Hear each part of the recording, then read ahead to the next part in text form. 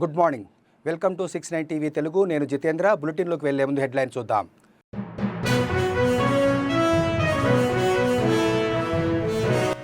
కిషన్ రెడ్డి చిత్తశుద్ధి నిరూపించుకోవాలంటే ఈ ప్రాజెక్టులకు అనుమతి తీసుకున్న తర్వాతే ఢిల్లీ నుంచి హైదరాబాద్కు రావాలి. దక్షిణాది రాష్ట్రాలకు అన్యాయం చేస్తే అది తీవ్ర సంక్షోభానికి, తిరుగుబాటుకు దారితీస్తుందన్న సీఎం రేవంత్ రెడ్డి.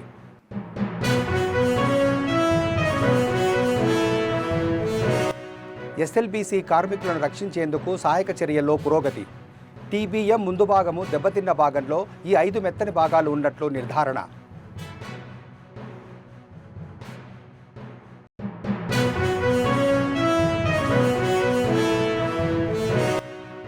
గంజాయి తరలిస్తున్న 6 వ్యక్తులను అరెస్టు చేసిన పోలీసులు. 6 వ్యక్తుల నుంచి 47.480 కేజీల గంజాయి, 7 సెల్ ఫోన్లు స్వాధీనం.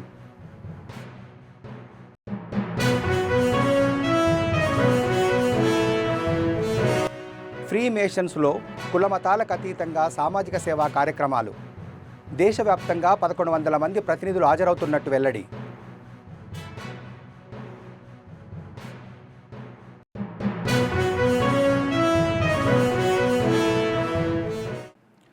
లోకసభ నియోజకవర్గాల పునర్విభజనను జనాభా లెక్కల ప్రాతిపదికన చేపట్టి దక్షిణాది రాష్ట్రాలకు అన్యాయం చేస్తే అది తీవ్ర సంక్షోభానికి, తిరుగుబాటుకు దారితీస్తుందని, దాన్ని అంగీకరించే ప్రశ్నే లేదని ముఖ్యమంత్రి రేవంత్ రెడ్డి హెచ్చరించారు.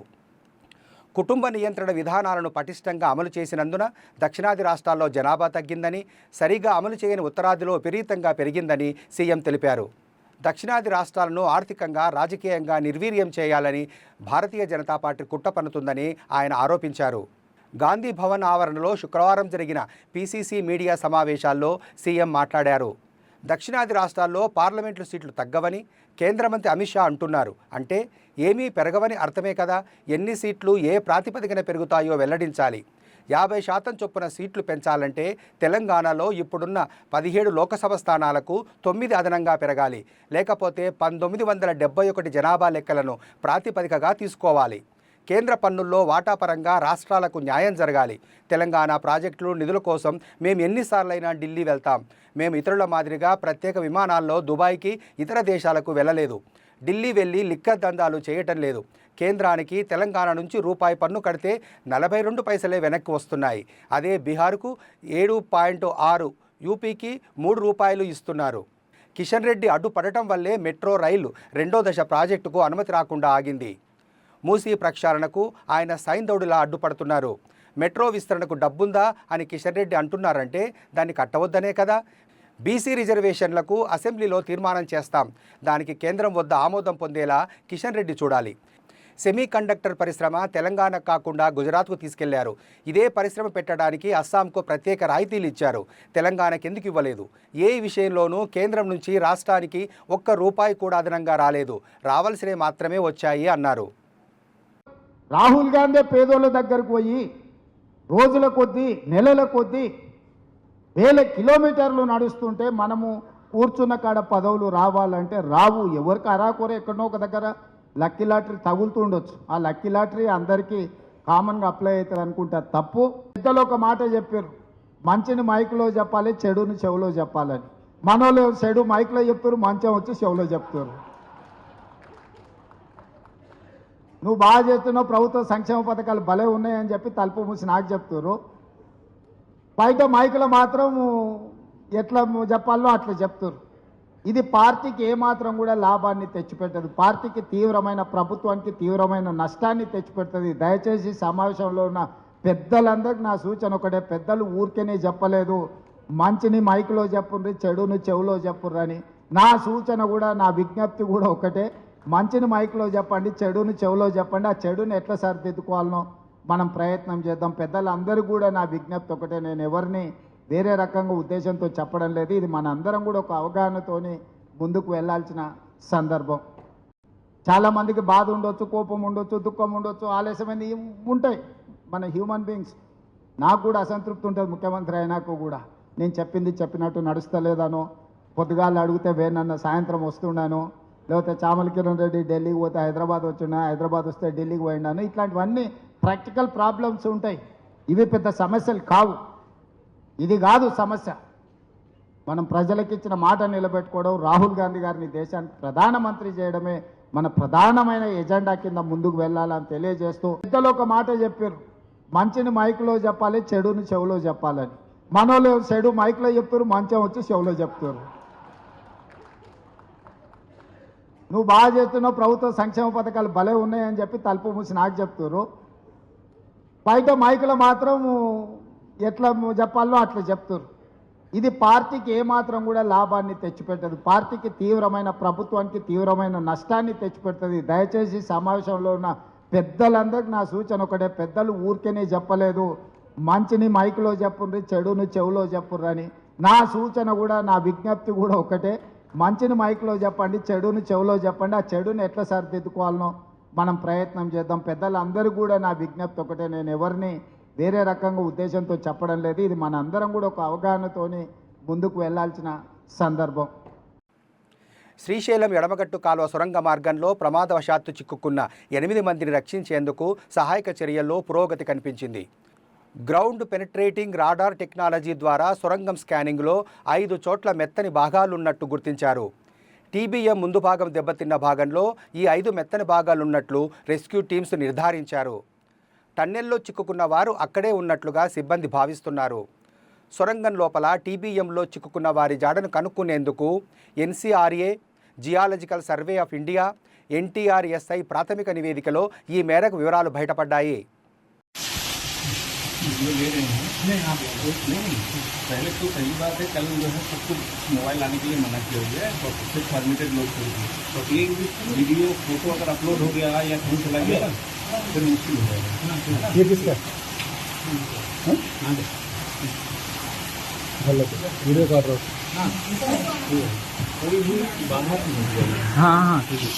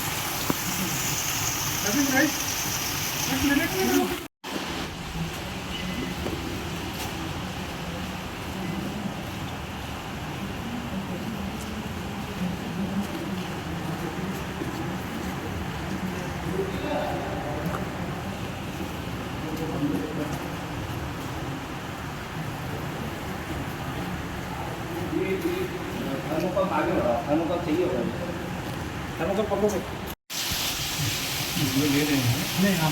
नहीं, पहले तो सही बात है, कल जो है सबको मोबाइल लाने के लिए मना किया गया है और सबसे परमिटेड लोग कर दिए. तो एक भी वीडियो फोटो अगर अपलोड हो गया या फोन चला गया फिर मुश्किल हो जाएगा. ये किसका वीडियो काट रहा हूँ. कोई भी बाहर नहीं जाएगा. हाँ हाँ ठीक है.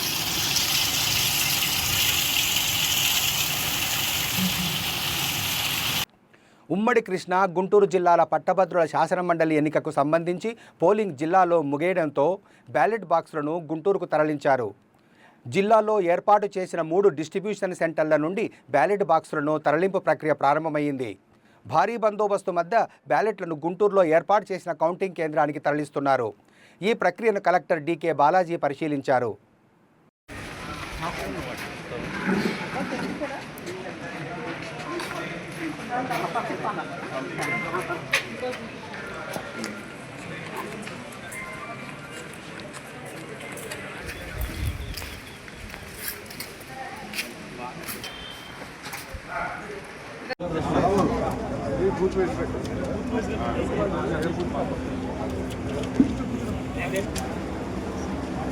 పెన్నుతోనే వేయాలి మేడం.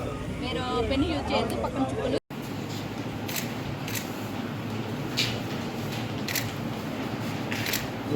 మేడం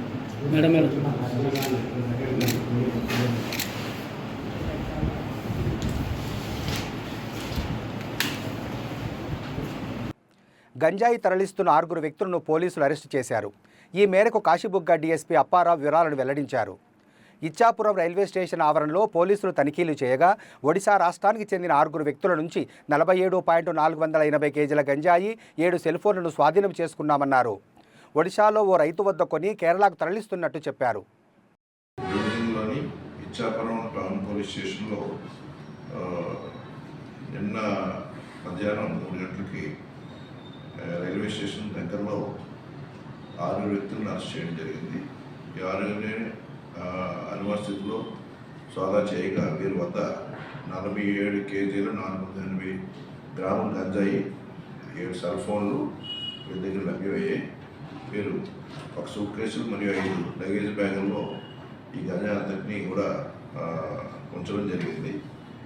మైకేల్ షబర్ అనే వ్యక్తి తన యొక్క స్నేహితులైన ప్రకాష్ గమంగా, సుమంత షబర్, సుకాంత్ షబర్, తూటా గమంగా, బబులా గమంగా సాయంతో ఈ గంజాయిని కేరళ రాష్ట్రం తీసుకెళ్ళి దుర్గా నాయనికి ఈ సరుకుని ఇవ్వాలనే ఉద్దేశంతో వారు బరంపూర్ నుండి ఇచ్చాపురం వచ్చి ఇచ్చాపురం నుంచి రైలుకి వెళ్ళాలనే ఒక ఉద్దేశంతో వస్తుండగా వాళ్ళని రైల్వే స్టేషన్ దగ్గర పట్టుకోవడం కాశీ ఇచ్చాపురం టోనెస్సే గారు వారిని అదుపులో తీసుకోవడం జరిగింది.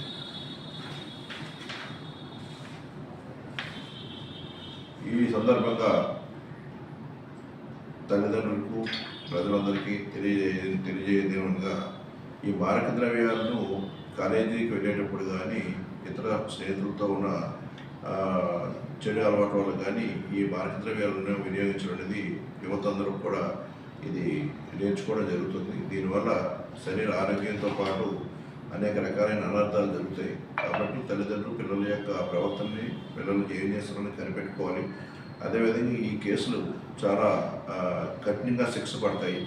ఎవరైనా ఏదైనా దురుద్దేశంతో ఎక్కువ డబ్బులు సంపాదించాలని ఈ గంజాయిని రవాణా చేయాలని కానీ, గంజాయిని అమ్మాలని కానీ, గంజాయిని పండించాలని కానీ ఎవరు ప్రయత్నం చేస్తే ఇది ఎక్కువ మొత్తంలో ఫైన్ వేస్తారు, ప్లస్ జైలు శిక్ష పడుతుంది. అదేవిధంగా వారి యొక్క ఆస్తులను కూడా జప్తు చేయడానికే ఈ చట్ట ప్రకారం హక్కు ఉంది.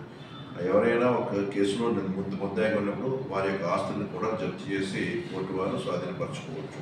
కాబట్టి ప్రజలందరికీ తెలియని విధంగా ఈ తప్పు మార్గాన్ని నడవకుండా మీ పిల్లల్ని కూడా జాగ్రత్తగా చూసుకొని ఈ విధంగా తప్పు మార్గాలు లేకుండా ఉండేటట్టు అందరూ కూడా చర్యలు తీసుకుంటారని చెప్పి శ్రీకాకుళం పోలీసు సిబ్బంది తరఫున మిమ్మల్ని అందరినీ కూడా కోరుతున్నాను. ఎన్టీఆర్ జిల్లా మైలవరం నియోజకవర్గం ఇబ్రాహీంపట్నం జాకిర్ హుస్సేన్ కాలేజీలో జరుగుతున్న ఎమ్మెల్సీ ఎన్నికల నేపథ్యంలో మంత్రి సత్య యాదవ్ సందర్శించారు. ఆయన మీడియాతో మాట్లాడుతూ రాష్ట్రంలో అభివృద్ధి జరగాలంటే మంచి నాయకుని ఎన్నుకోవాలని అన్నారు. ముఖ్యమంత్రి చంద్రబాబు నాయుడు అభివృద్ధికి పెద్దపీట వేస్తున్నారని, ఆలపాటి రాజేంద్ర ప్రసాద్ను అత్యధిక మెజార్టీతో గెలిపించాలని అన్నారు. ఇవాళ మైలవరం నియోజకవర్గంలో కూడా బయట నియోజకవర్గాలతో పోలిస్తే కాస్త ఓటింగ్ శాతం ఎక్కువ ఉంది. 52-55% దాకా ఉంది. బయట కాస్త మందకుడిగా సాగుతూ ఉంది. అయితే ఓటర్ మహాశైలందరూ చదువుకున్న వాళ్ళు, పట్టభద్రులు, ఉద్యోగులు, టీచర్లు, వారికి నేను చెప్పాల్సిన అవసరం లేదు. కానీ ఓటు హక్కు అనేది ఎంత పవిత్రమైందో వారికి తెలుసు. సో వారికి నేను చేస్తున్న విజ్ఞప్తి ఏంటంటే, వచ్చి మీ ఓటు హక్కును వినియోగించుకోవాల్సిందిగా, ఒక మంచి అభ్యర్థికి ఓటేసి గెలిపించాల్సిందిగా నేను కోరుతున్నాను. ప్రధానంగా ఇద్దరు అభ్యర్థుల మధ్య పోటీ ఉంది. ఒక అభ్యర్థికి మద్దతు ఇస్తున్న పార్టీ ఏంటో కూడా మీకు తెలుసు. 5 సంవత్సరాలు అరాచక పాలన అందించి రాష్ట్రంలో అన్ని వర్గాలని ఇబ్బంది పెట్టి, ముఖ్యంగా ఉద్యోగుల్ని టీచర్లని అనేక రకాల అణచివేతకు గురి చేసి ఒక నియంతృత్వ పాలన అందించిన విషయం మనందరికీ తెలుసు. నిరుద్యోగులకు కూడా జాబ్ క్యాలెండర్ పేరుతో ఒక ఉద్యోగం ఇవ్వకుండా వారికి కేవలం వాలంటీర్ ఉద్యోగాలకు పరిమితం చేసి వారి భవిష్యత్తు ఆడుకున్న విషయం కూడా తెలుసు. మన పిల్లలకు కూడా ఫీ రియంబర్స్మెంట్ విషయంలో ఎటువంటి అన్యాయం చేశారో తెలుసు. కాబట్టి ఆ విషయాన్ని ఒకసారి గుర్తు చేసుకుని అటువంటి పార్టీ మద్దతిస్తున్న అభ్యర్థికి ఓటేయాలా, లేదా 8 నెలల కాలంలోనే అనేక ప్రతికూలతల మధ్య, ఆర్థిక వనరుల లేమి మధ్య ఒక దార్శనిక నాయకత్వం ఉన్న కారణంగా చంద్రబాబు నాయుడు గారి నాయకత్వంలో ఇవాళ అనేక అభివృద్ధి కార్యక్రమాలు రాష్ట్రంలో శ్రీకారం చుట్టబడ్డాయి. విశాఖలోని శివరాత్రి జాగరణ అనంతరం పుణ్య స్నానానికి ఆర్కే బీచ్కు వచ్చిన ఆటో డ్రైవర్ నూకరాజు ప్రమాదవశాత్తు సముద్రంలో మునిగిపోయాడు. అక్కడే ఉన్న బీచ్ లైఫ్ గార్డ్ స్పందించి మునిగిపోతున్న వ్యక్తిని కాపాడాడు, ప్రాణాలతో ఒడ్డుకు చేర్చాడు. దీంతో లైఫ్ గార్డుకు నూకరాజు కృతజ్ఞతలు తెలిపాడు.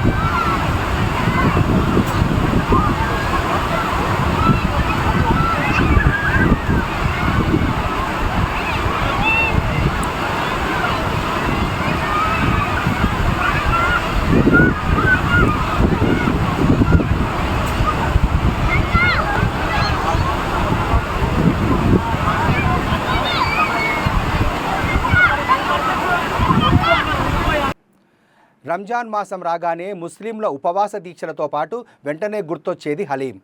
ముస్లింలకు ఇఫ్తార్ విందులో ప్రముఖ వంటకమైన ఈ హలీం మతాలకు అతీతంగా ప్రతి ఒక్కరికి ఇష్టమైన స్నాక్స్గా మారిపోయింది. రుచితో పాటు పౌష్టికత కలిగిన హలీంను ప్రజలు లొట్టలేసుకుంటూ తింటారు. రంజాన్ మాసం కావడంతో విశాఖలో పలు ప్రాంతాల్లో హలీం కేంద్రాలు వెలిశాయి. రంజాన్ ముస్లింల పవిత్ర మాసం. నెల రోజుల పాటు ఉపవాస దీక్షలు చేస్తూ 24 గంటల పాటు అల్లాను ప్రార్థిస్తూ ఆధ్యాత్మిక చింతనలో గడుపుతారు. అలాంటి ముస్లింలకు ఉపవాస దీక్ష విరమణలో ముఖ్యమైన వంటకంగా హలీం నిలుస్తోంది.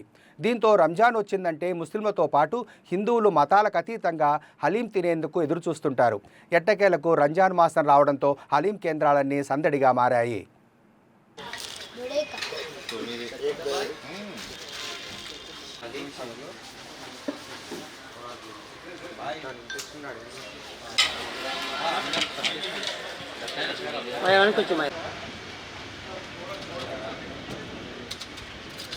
పిలువబడే మొహమ్మద్ ప్రవక్త ద్వారా స్థాపించిన రంజాన్ మాసం శుభాకాంక్షలు. మరి మా ప్రవక్త గారు రంజాన్ నెల రంజాన్ ముఖ్యంగా 30 రోజులు ఉపవాసాలు ఉండమని మాకు కఠినమైన ఉపవాసాలు ఉండడానికి మంచి అవకాశం ఇచ్చారు. దానివల్ల ఎన్నో మంచి ఆరోగ్యం బాగుపడాలి. 12 నెలలు ఉపవాసం, 12 నెలల్లోనే ఒక నెల రోజులు ఉపవాసం ఉంటే మన శారీరకంగా కూడా చాలా దృఢంగా స్ట్రాంగ్గా తయారవుతాము. ముఖ్యంగా ఈరోజు ఈ దిల్సే హైదరాబాదీ హలీంకి ఈ షాప్ని ఓపెన్ చేయడానికి వచ్చిన మా గురువర్యులైన సీతం సుధాకర్ గారికి ప్రత్యేక ధన్యవాదాలు. ఎందుకంటే రంజాన్ ఎప్పుడు వస్తుందంటే ముస్లిం సోదరుల కన్నా ఎక్కువగా మన హిందూ క్రైస్తవ సోదరులు చాలా ఎక్కువ వెయిట్ చేస్తుంటారు. ఎందుకంటే హలీం అనేది నెల రోజులకు ఒకసారి దొరుకుతుంది, నెల రోజులే దొరుకుతుంది సంవత్సరానికి. ఆ నెల రోజులు కోసం సంవత్సరం మొత్తం నన్ను అడుగుతూనే ఉంటారు. ముఖ్యంగా మా ఈ బ్రాంచ్ కోసం ఆ దేవుడు దయ వల్ల, కృప వల్ల, గురుగారి ఆశీర్వాదం వల్ల సంవత్సరానికి మంచి డెవలప్ అవుతుంది. వీటన్నిటిని హైలైట్ చేసిన నా యొక్క కౌంటర్ చూడండి, చుట్టూ మా పేపర్ కటింగ్లు మీడియా ఛానల్ ప్రింట్స్ ఉంటాయి. హైదరాబాద్ సెంట్రల్ యూనివర్సిటీలో టీఎస్ ఈ పాస్ స్కాలర్షిప్లు వెంటనే విడుదల చేయాలని డిమాండ్ చేస్తూ విద్యార్థులు హడావిడి చేశారు. హెచ్సియు గేటు ముందు జరిగిన ఈ నిరసన సందర్భంగా పోలీసులు విద్యార్థుల నిరసనను అడ్డుకోవడంతో వారి మధ్య తోపులాట జరిగింది. ఈ సంఘటనలో పరిస్థితులు ఉద్రిక్తంగా మారాయి.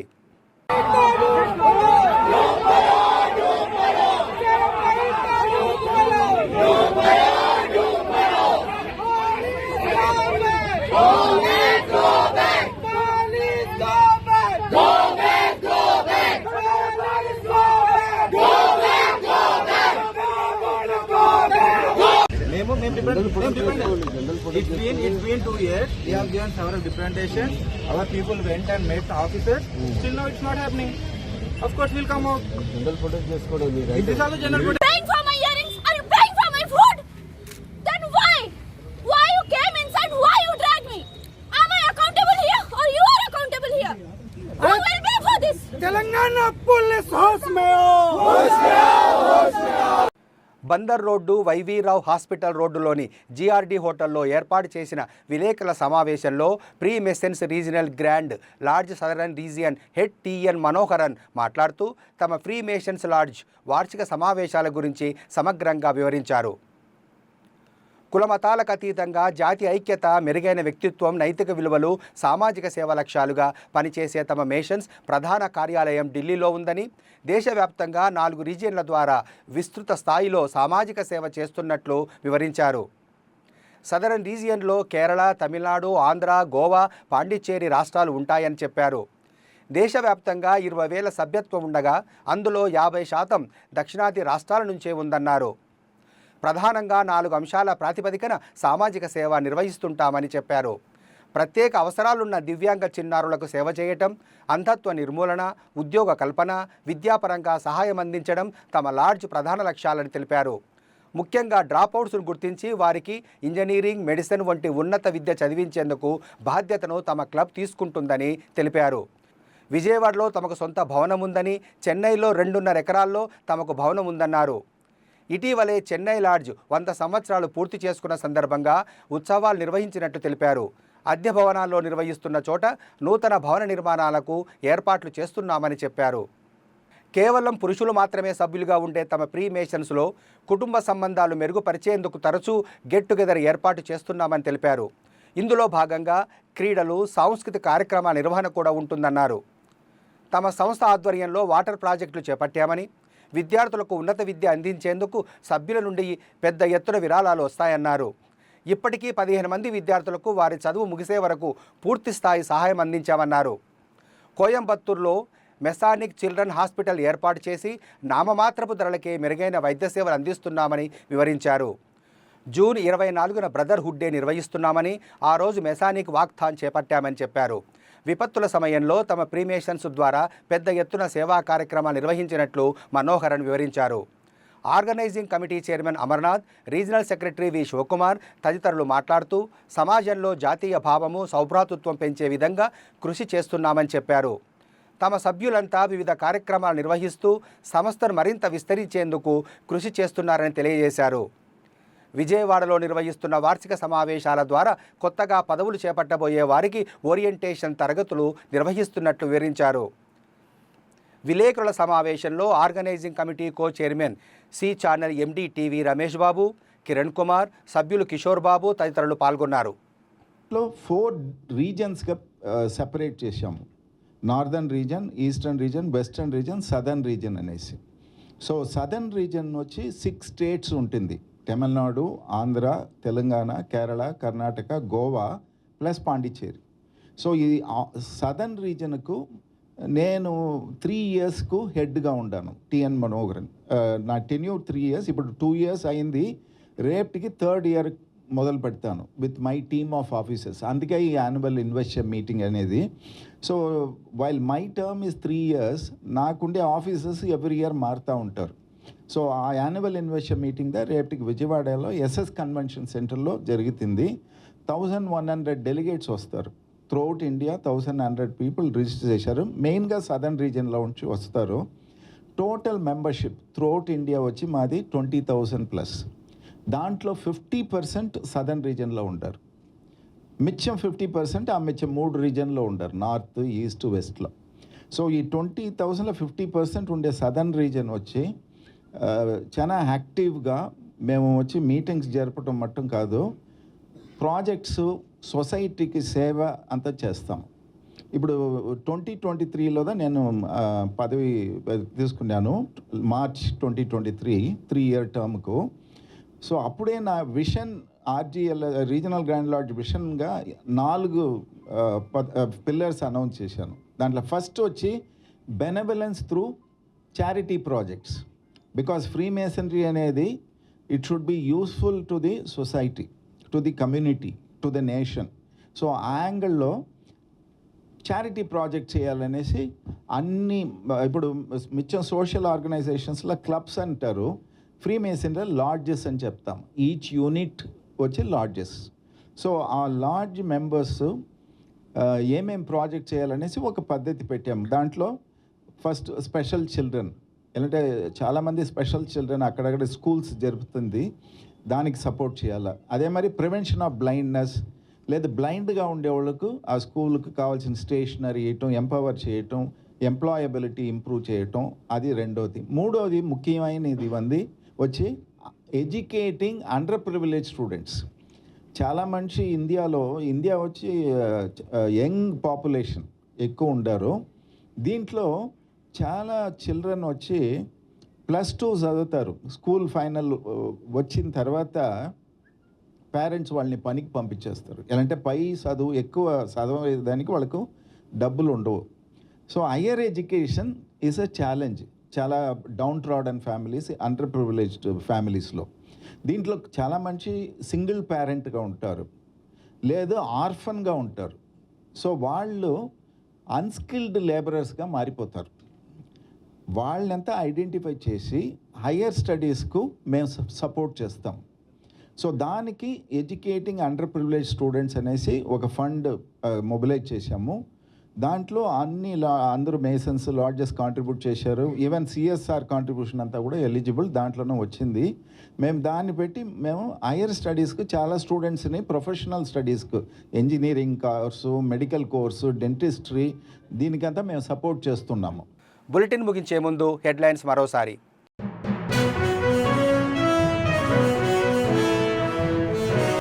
కిషన్ రెడ్డి చిత్తశుద్ధి నిరూపించుకోవాలంటే ఈ ప్రాజెక్టులకు అనుమతి తీసుకున్న తర్వాతే ఢిల్లీ నుంచి హైదరాబాద్కు రావాలి. దక్షిణాది రాష్ట్రాలకు అన్యాయం చేస్తే అది తీవ్ర సంక్షోభానికి, తిరుగుబాటుకు దారితీస్తుందన్న సీఎం రేవంత్ రెడ్డి.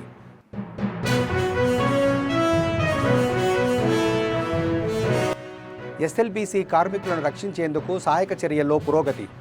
టీబీఎం ముందు భాగము దెబ్బతిన్న భాగంలో ఈ 5 మెత్తని భాగాలు ఉన్నట్లు నిర్ధారణ.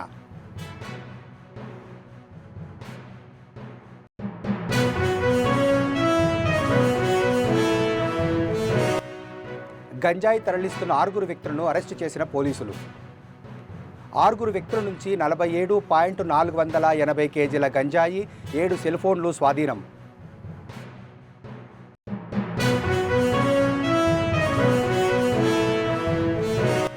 ఫ్రీ మేషన్స్లో కులమతాలకు అతీతంగా సామాజిక సేవా కార్యక్రమాలు. దేశవ్యాప్తంగా 1100 మంది ప్రతినిధులు హాజరవుతున్నట్టు వెల్లడి.